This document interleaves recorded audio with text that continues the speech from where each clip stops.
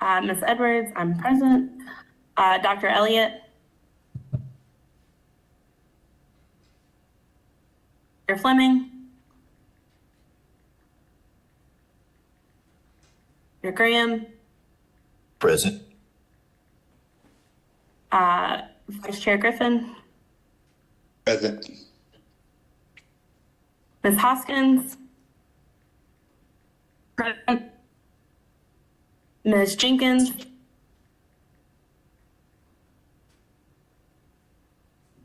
Ms. Jones.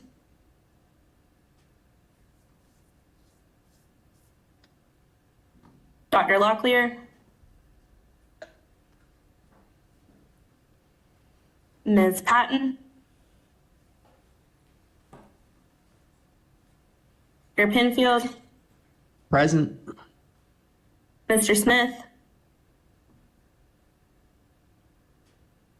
Superintendent Truitt.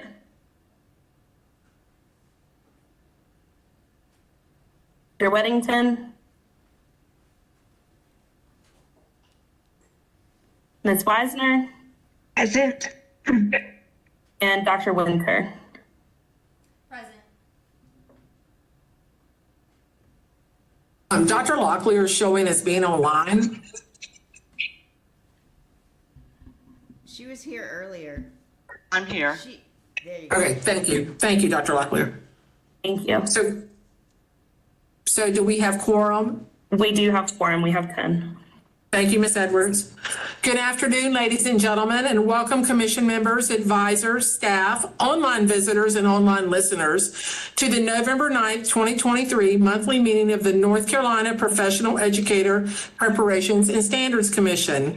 This Standards Commission develops and recommends to the State Board of Education rules related to all aspects of educator preparation, licensure, continuing education, and professional standards of North Carolina educators.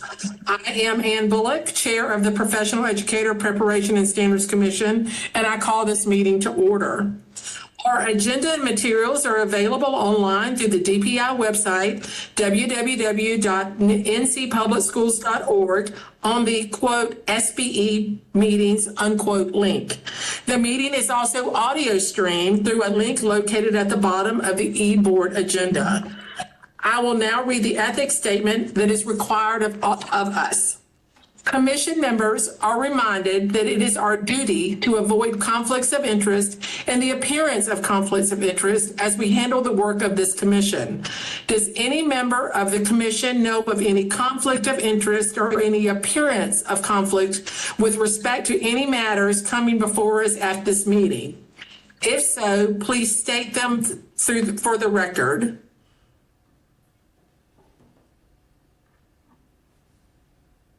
Hearing none, I will continue. If during the course of the meeting you become aware of an actual or an apparent conflict of interest, please bring this matter to the attention of myself. It will then be your duty to abstain from participating in discussion on the matter and from voting on that matter. Our next thing is the approval of the agenda. Could I please have a motion for the approval of the agenda? And if you do the motion, please state your name so Ms. Edwards can make sure we have our records correct. So moved. I move, Connie. Dr. Locklear, second, please. Second, Bill Griffin. Thank you, Bill. Any discussion? Do we have a vote? I call a vote for the approval of the agenda. All those in favor, please say aye. Aye. Aye. Aye. Any opposed? Any abstentions? So passed. The next item is the approval of the minutes. The minutes from our previous commission meetings on October 12th, 2023 have been prepared and made available to you. Do I have a motion to approve these minutes? So moved, Kim Winter. Thank you, Dr. Winter. A second? Second, Randy Penfield. Thank you, Dr. Benfield. Any discussion on the minutes? All right, I call for a vote. All those in favor of approving the minutes from October 12th, 2023, please say aye. Aye. Aye. Any opposed? Any abstentions? I abstain, Claudia. Thank you, Dr. Locklear. The link for the November SBE meeting has been sent to you prior to this meeting. The recording is bookmarked at the presentations for the Educator Standards and Practices, ES&P Committee, which is the committee that handles the work of Pepsi. Are there any questions or discussions on this information that was sent forth from the SBE meeting?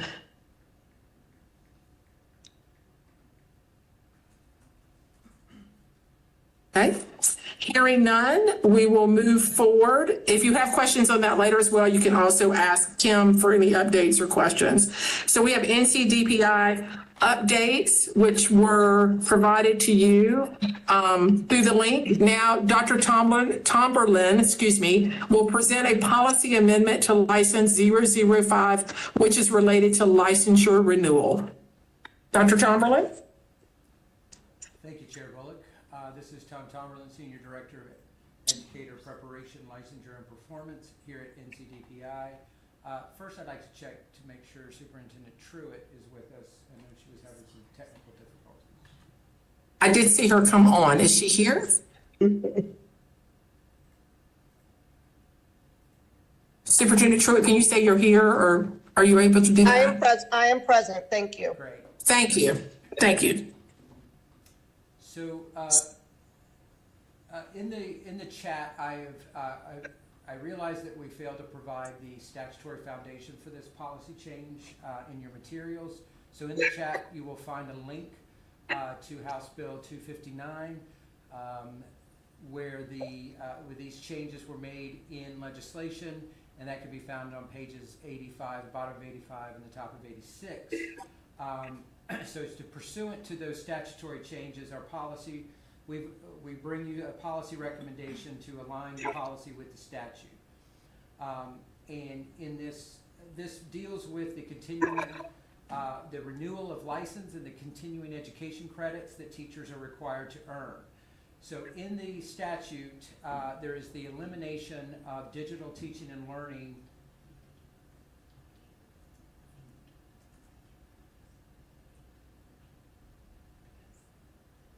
I'm sorry, hold on just a second.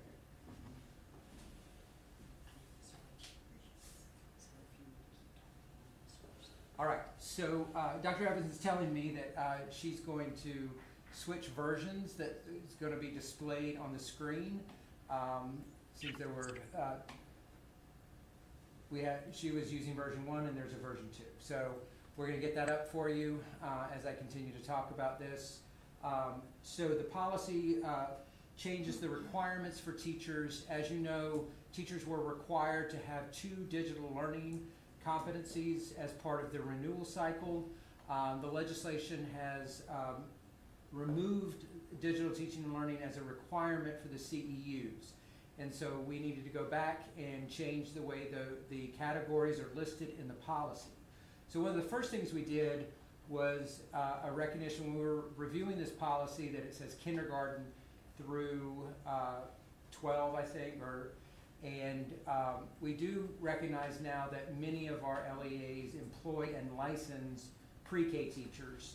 So we have modified that to indicate pre-K, pre-kindergarten through 5 in the elementary requirements. So essentially what we did here was eliminated those 2 requirements, those 2 digital teaching and learning requirements, and redistributed them. So for elementary, as you know, elementary did not have any general education credits. They had 3 CEUs in their academic subject area, 3 CEUs in literacy, and then the 2 digital teaching and learning. So what we did at DPI was decided to make those 2 digital teaching and learning general credits that the teachers could take advantage of. And so you'll see that reflected in the first section there for elementary teachers. The second set refers to teachers in 6 through 12, so our secondary teachers. Now in this case, what we did was we simply removed the requirement for digital teaching and learning and split those 2 credits between academic subject area and general credits. So I want to be clear with folks in Pepsi, so this is kind of the vanilla, the easiest way that we could have done this. If you have opinions on how this might be differently distributed, that is certainly what this conversation should be about. This is just a starting place for you, and that's how we did it. And there's a note below this: an educator shall not be required to complete continuing education credits solely related to digital teaching and learning, but may be required to complete up to 2 continuing education credits that include pedagogy on digital teaching and learning as a component of a general or content-specific continuing education credit.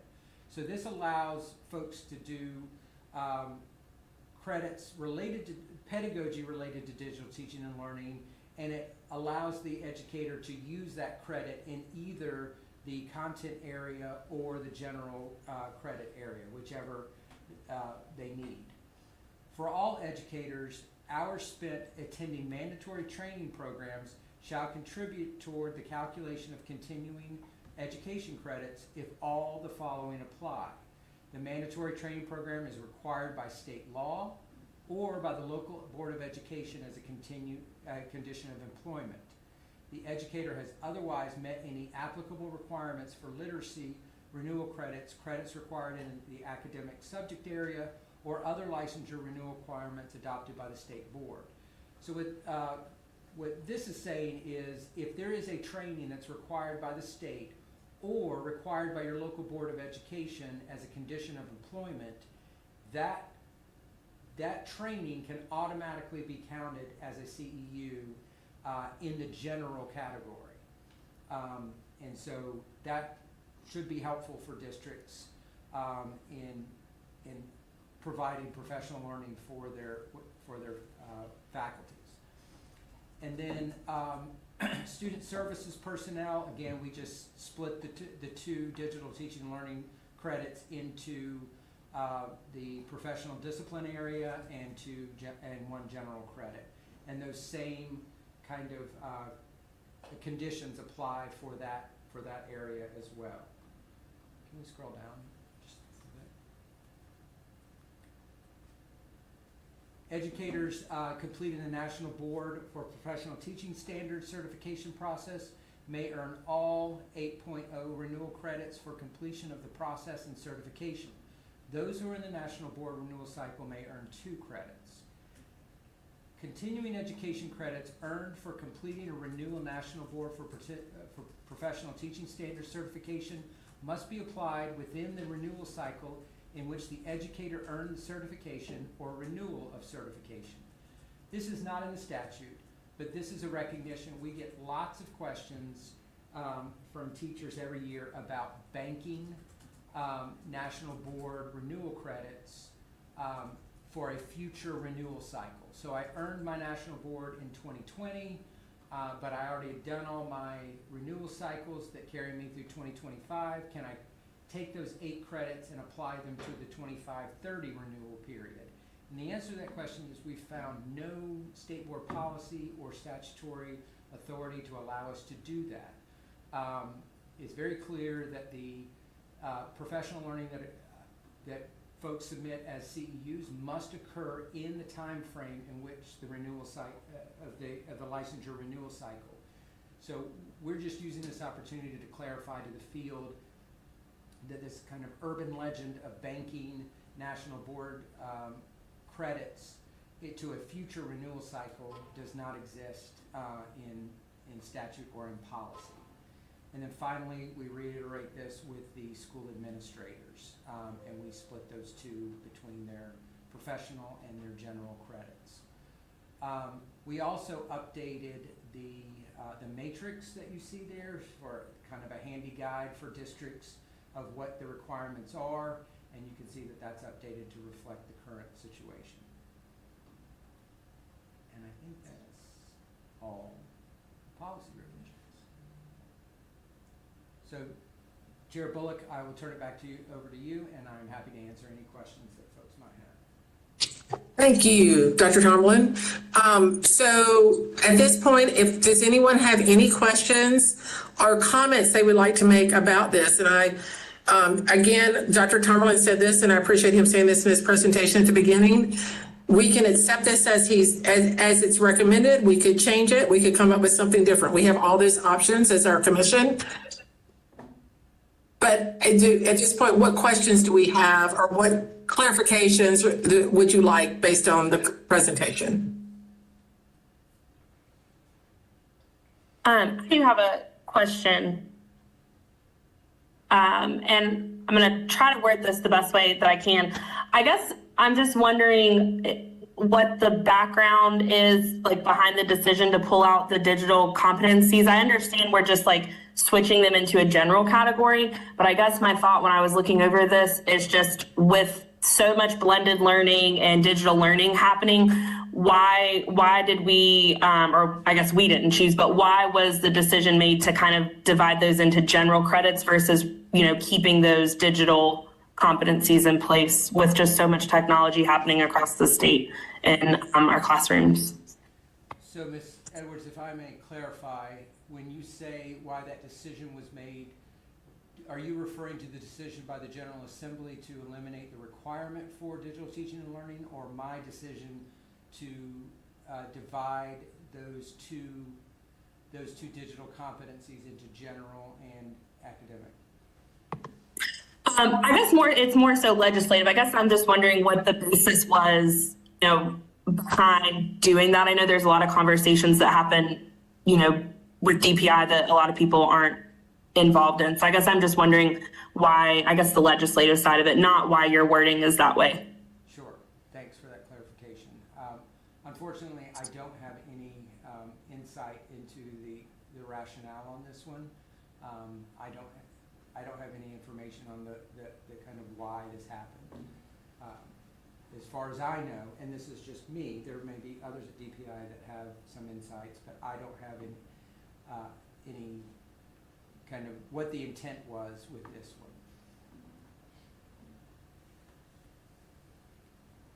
one. That's okay. Sure, never hurts to ask.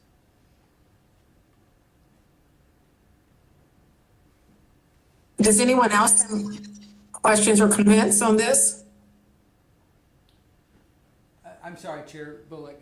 I do want to say to Ms. Edwards, this does not preclude a PSU from having digital trainings, digital learning competencies, and requiring those of their teachers. The local boards of education have full control over what kinds of professional learning activities they will require of their employees as a condition of employment. So it doesn't prevent those things from happening. It just doesn't require those things across the board. Great, that makes me feel better. I guess my concern was just with so much digital things happening, and now we're saying, now you just need for general.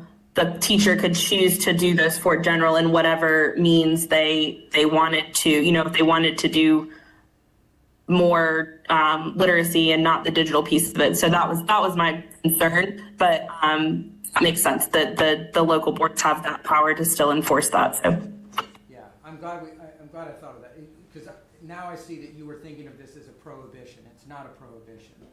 So thank you. And when I've heard Dr. Tomlin talk about this before, he did mention that. So that's a real important piece, that as PSUs also have the autonomy to say, this is the focus of the PSU, and therefore we're going to have this as professional development for our teachers or educators. This is Connie. I just have a conjecture. I'm just making an assumption here. With a lot of the professional development trainings that's occurring in districts, a lot of it is all digital focused already. And I'm just assuming that maybe that is the reason of moving it away, because just about all the training we've had, especially since COVID, has been from a digital perspective. So that was my assumption or my take on why the change was made. I can't say that for everybody, but I hear a lot of teachers saying, why do we need this digital compensation when we're doing it already, because everything is from a digital focus. Very good. Thank you. I think that's helpful insight. Okay, hearing no other questions or objections, I would like to see if anyone would like to entertain a motion to approve this change to license 005. So moved, Connie. Thank you, Dr. Locklear. Second. Second, Bill. Thank you, Bill. Any further discussion?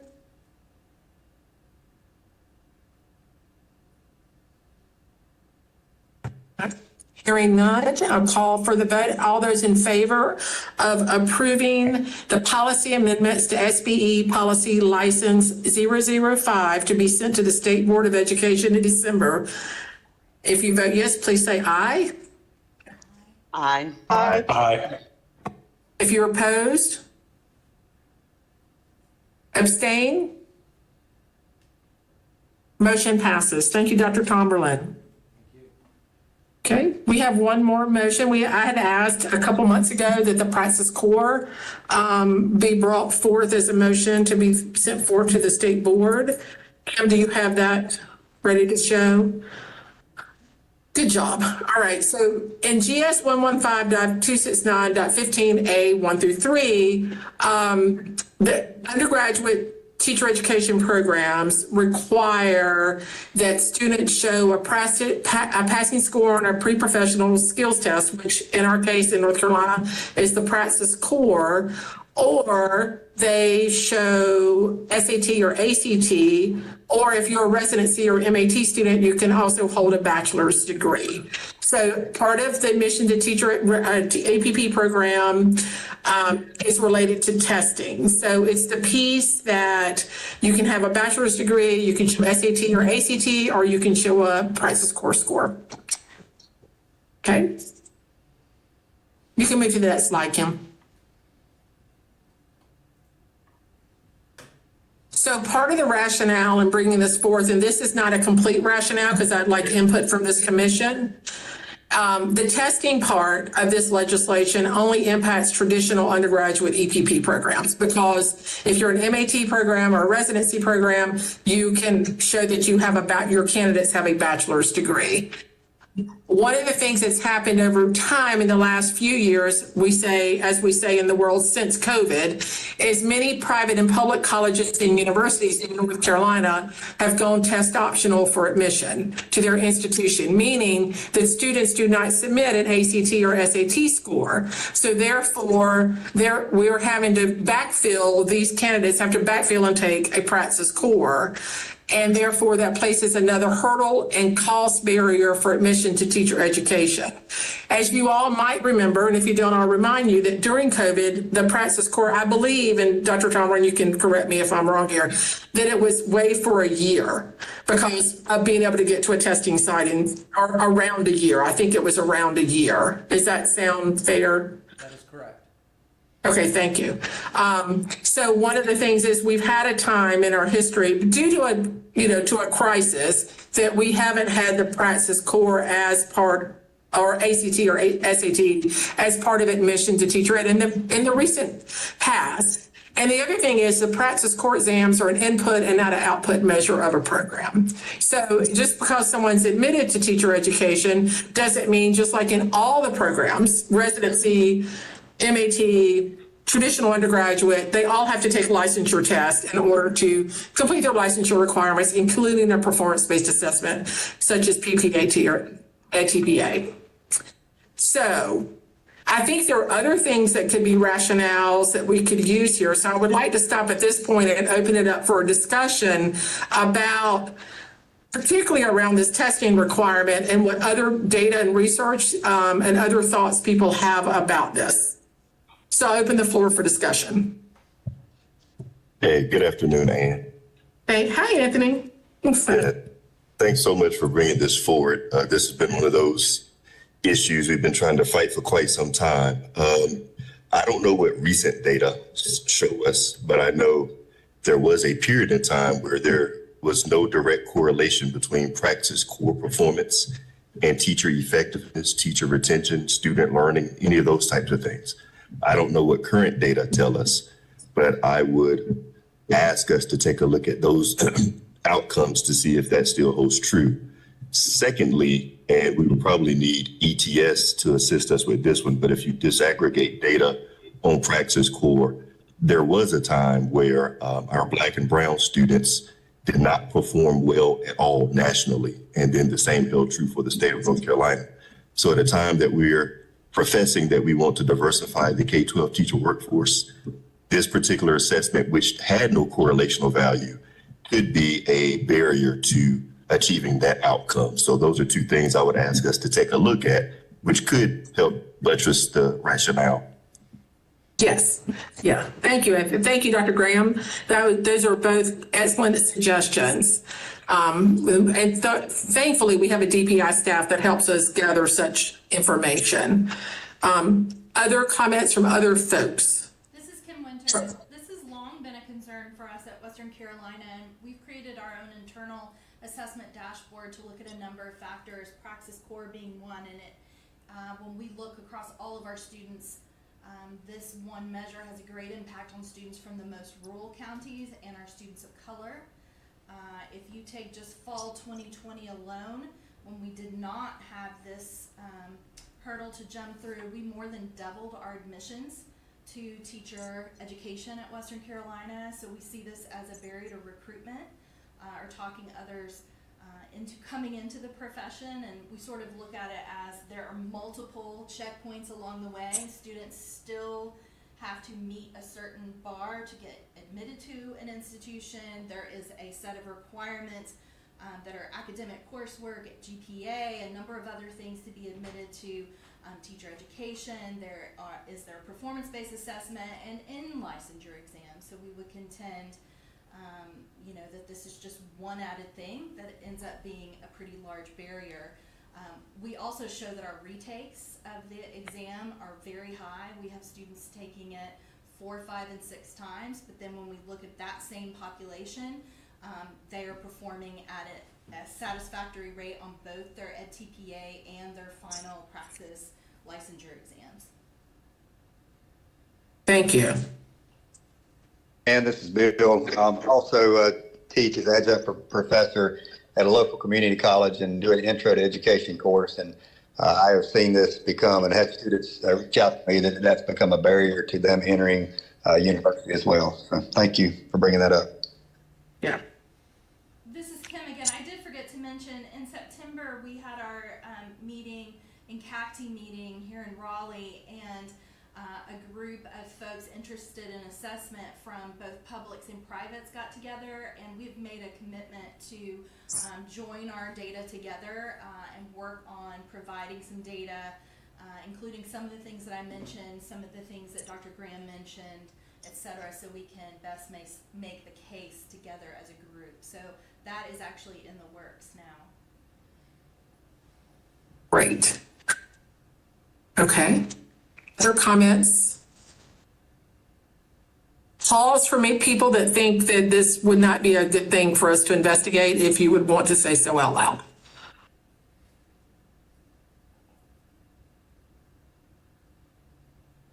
This is Catherine. I just have a question. Sure. In your proposal, or what could eventually be a motion, is just about Praxis Core to enter the EPP, not licensure exams upon completion of the EPP, or am I misunderstanding that? You are correct, Catherine. You're on point. It's just the admission piece, because I feel like, from my viewpoint, in my position, and I think other people feel this way or not, I'm not sure, is licensure exams, one, are equitable across all paths to teaching, right? So I'm just talking about teaching, right? So as a residency teacher, you take licensure exams. As a MAT student, you take licensure exams, and as an undergraduate. And it's also an output and not an input, right? So a licensure exam should be testing what you've learned in your program, and maybe in your undergraduate degree if you're an MAT student as well in some areas, but it's more of an output. So I am not a proponent of getting rid of a licensure exam in a state. That is not part of this discussion that I'm bringing forward. And thank you for that clarification. And so then, can I assume that not all EPPs, public and private, are requiring a licensure exam for entry into an EPP? Is it still the case that some require and some do not for undergrad? So if you have a certain, Kim, if you want to go back to the prior slide, that might be helpful. Catherine, I know you might be in your car because you're busy. So the only way you cannot require the Praxis core is if they have an appropriate SAT or ACT score. So this is a state law. If you're an undergraduate teacher ed program, Praxis core is, if you don't have a certain score on the SAT or ACT, then you must have the Praxis score. You must pass the Praxis score at the set rates of the state of North Carolina. Okay, so yeah, I understand that there's 3 different pathways. And so therefore we do have some undergraduate EPP programs that do not require the a passing score on a prescribed professional skills test. Can you tell me who that would be? Let me, Dr. Bullock, may I chime in on that? Yes. So Yes. I think the confusion is between program and route. So Okay. all routes, what we consider the traditional, the IPL route, requires all EPPs have to administer the core or meet the SAT, ACT requirement in order for them to be admitted to the IPL route. For residency, though it may be housed under the same institution, residency doesn't require that qualifying score because they hold a bachelor's degree. Same with the MAT program, because they hold a bachelor's degree, they don't have that. So it's the route, not the program, that does or does not require the Praxis core. And if I may add, it is a legal requirement that everyone has to meet. Yes. Thank you all for that clarification. Does that help? Does that clarify that for you? Yes. Thank you. Okay, very good then. So I'm talking about the undergraduate, I don't hold a bachelor's degree route that has to have one of these 2 tests. And the fact that colleges and universities have now gone test optional as a barrier, some of these other things we've talked about, people have brought up are a barrier. Kim, if you want to, yeah. And then and of course, I'm going to show y'all a motion. I don't think this is ready to go to state board because I believe we need to collect some more data from these other things that we've talked about. But I do want to show you the motion that has been crafted. So I'll let y'all read that.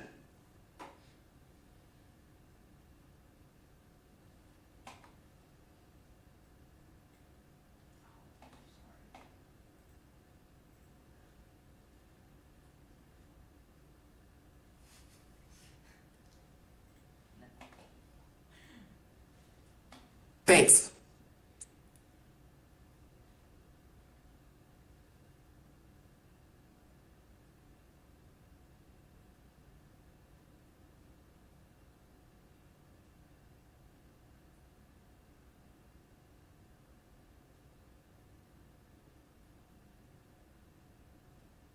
Okay, so note that for anything to be taken out of legislation, this is your learning moment here, that anything that has to be taken out of legislation, we first have to request that it be put on the legislation, docket from the state board. They don't have to put it on there. That would be a request that we would make. Before we can change any rule, which would change a policy, right? The first thing that would have to come into legislation, because as Ms. Schaefer said, it is law. So I would like for us to think about if someone would like to make a motion that we collect data based on some things that are said to further investigate this issue and collect data, ask the TBI team to help us collect some data and possibly through some of our colleagues in the state. That might be unclear, but does that? I have a question, Dr. Bullock. Sure. So as part of the potential motion to collect data, so would we be offering an alternative for entry into the program, the EPP programs as an undergraduate, or would we just be saying that throughout that program, they will present their or show their capabilities to obviously graduate from the program and fulfill those licensures? So we're not offering an alternative to the Praxis Core or these 3 requirements. We're just going with like the mindset that those programs are going to obviously do what they need to do to produce teaching candidates that are obviously meeting the state requirements. Oh, is that right?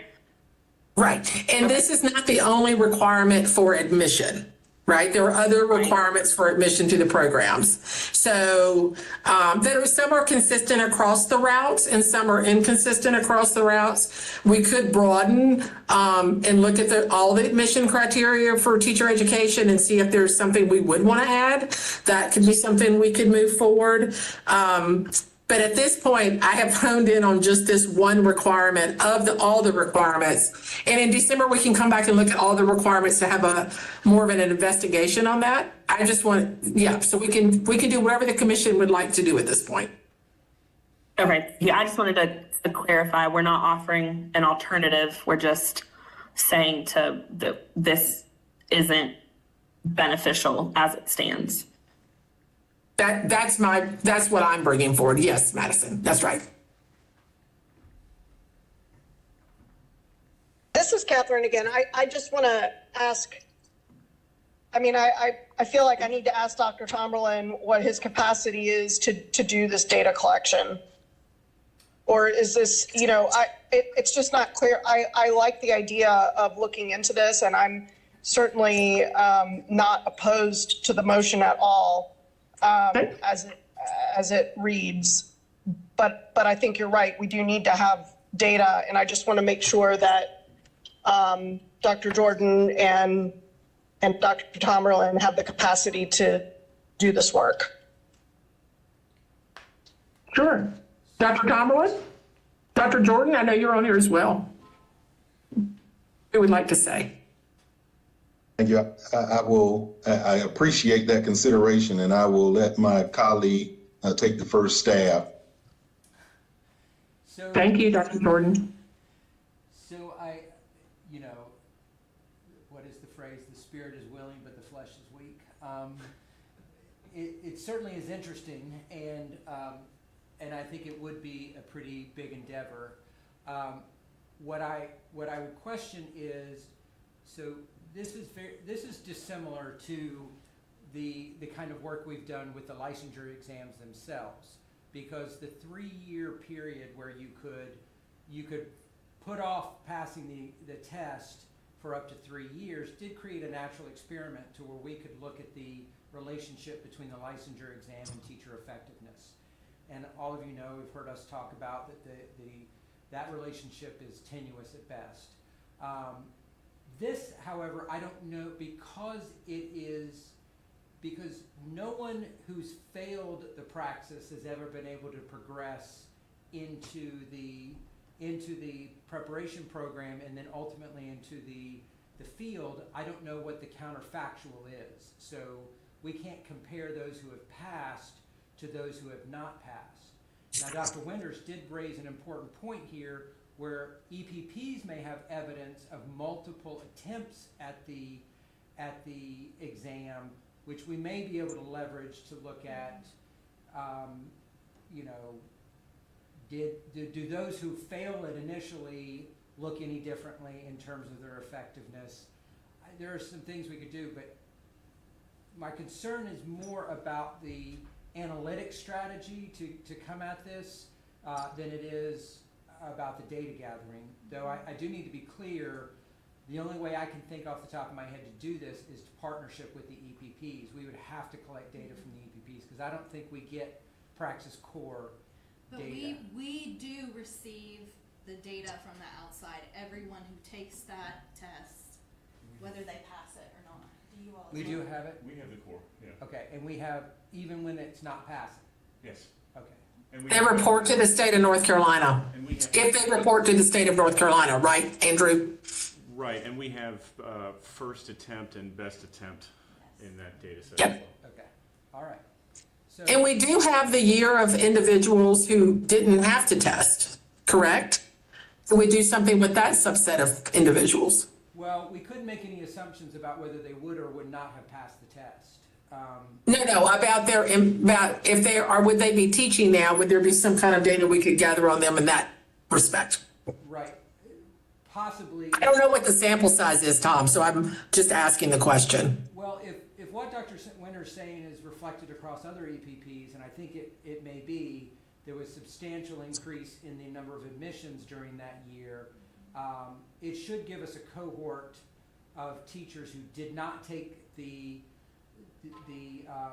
core at all, and does that cohort of teachers look substantially different from other cohorts of teachers who required that test? And we certainly have many other data points. We have their GPA, we have whether or not they completed, whether or not they received their license, a TPA, PPAP performance, and not to belabor a point, but I think one thing that we'll hear in opposition is, are we lowering standards? And I would just reiterate the fact that many of our institutions, I would not say most, but many, a student could easily, let's just forget the test optional point, many students could be admitted to an institution with a 23 on their ACT, have a 4.0 and be at second semester, sophomore, first semester, junior, and apply for admission into teacher education. So clearly a high-performing academic student and not be able to get into teacher education unless they also now take this other test. And I think that is really part of the conversation here. It's a deterrent, even for students who perform at a high level. Sure, and I want to be clear with everybody, I have no opinion on this other than, I want to see the empirical data. And so I think it is interesting. I think I'd have to consult with my staff to understand kind of what kind of timeline we're talking if we want data to go along with this request. I mean, I think historically the state board would say, what does it look like, right? What do we know? I mean, that I'm not speaking for the state board, but that would be a question I would ask. Oh, I do not disagree at all. Okay, I don't think you do. So, Fair, Chair Bullock, that I report back to you next month on what we perceive a timeline to be, whether this is feasible, and what we would perceive a timeline to be. yes, and I think we could also, there's also some other organizations that have collected some research and data around this. I believe I could name them or not name them here, and I think the chair of one of those is on this commission. So we might also be able to lean into some of those colleagues to also provide some information that might be helpful to us. I think another data point that might be helpful is how many states across the nation have gotten rid of this type of input data. And ETS should be able to quickly tell us how many states require this test.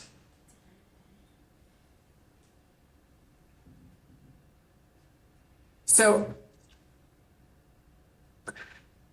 point of clarity, do we need a motion to study this, or do we just say we're going to report back and move forward? Yeah, Dr. Bullock, I don't think we need a motion to study it. I think we just form a group, or however you want to assemble a team to take this on and let them do that work and then come back to this body to report. But I don't think we need a formal motion for that type of work or analysis. All right. Okay. So, any other comments on this topic for discussion? Thank you, Dr. Graham.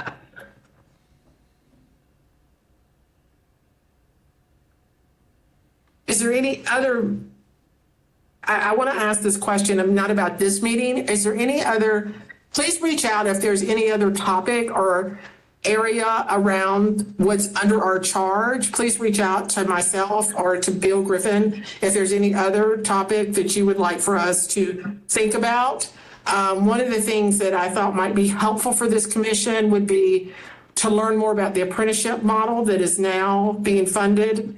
And we might, I'm not sure if the DPI staff has a kind of a package piece on that, and that could be helpful for us to learn about, possibly at a future meeting as well. Not to act on, but to just learn about.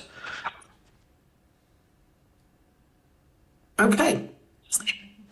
So, I'm sorry, we are having internal conversations about those apprenticeship models that were in the appropriations bill, and we certainly can, once we have our arms wrapped around it, we will certainly include you in the fold. okay, thank you. Okay. All right, so that concludes our agenda items around motions and licensure areas. I would like to welcome back Dr. Anthony Graham, who is I believe it's the interim chancellor of Winston-Salem State University. He will replace Dr. Lori Floyd as the HBCU representative on the commission. So welcome back, Dr. Graham.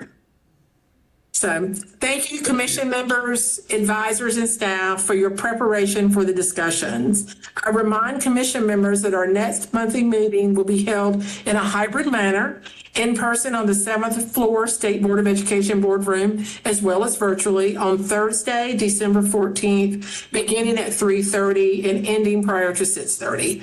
We have now completed our meeting, and unless there's additional business at this time, I ask for a motion to adjourn. So moved, Connie. Thank you, Dr. Locklear. A second? Second, Chris. Thank you, Chris.